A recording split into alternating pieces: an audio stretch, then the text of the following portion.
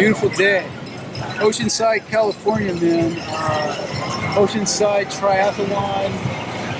Pretty good day. Chad got 4th place, which is really good because we did 3 hours on Monday. After I met him and talked to him, he basically said that he didn't have any problems. And then he laid on the table and he told me he had a hip discrepancy. And I was like, what does that mean? He's like, oh, well, one of my hips is a couple inches shorter than the other one. And then he also had some shoulder mobility issues. So after a 3-hour session, the legs were the same length. He had a really, I would say like a night and day improvement in the range of motion of his left shoulder. And then we hunted around and we found some issues where, he's a little tight in the top part of his chest over here, a little loose over here, a little tight over here. So I gave him some homework. We showed him some stretches.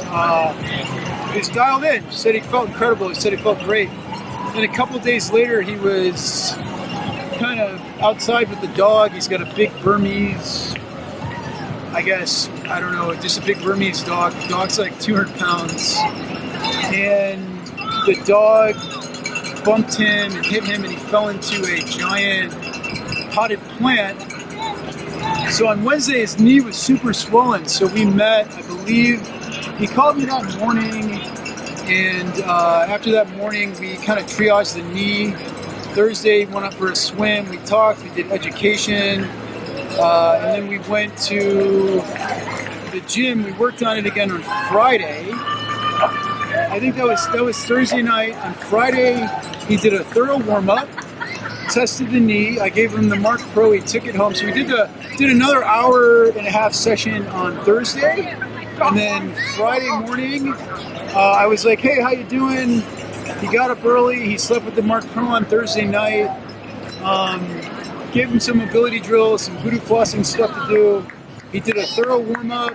I had him kind of break up the musculature in the right leg, then do a thorough warm-up, and he was able to run, able to get on the bike. And all of a sudden I was like, hey, what are you doing? What do you think? And he's like, I'm in the car driving to Oceanside. So there you go. So now he got 4th place. He's limping a little bit still, just because that knee took a little bit of trauma from his giant dog throwing him into a potted plant. So, I'm happy. I would have liked to have seen what things would have been like had he not had like a traumatic event. Well, not really traumatic, just an accident before the event. But I took him whole through the injury versus incident. And hey, if you doubt what we do, I mean, he's concept, case in point, that you can have an injury, you can get hurt, we can work together, and we can still get to the race. That's the goal. I feel like training, I feel like racing. So in my book, it's a win, and he's got Texas in a month, so everything will heal up by then. Bones just take time. Time is your best friend. But I'm looking forward to continuing to work with him, and hopefully see what happens with mountain endurance and being in service of the athlete and the coach.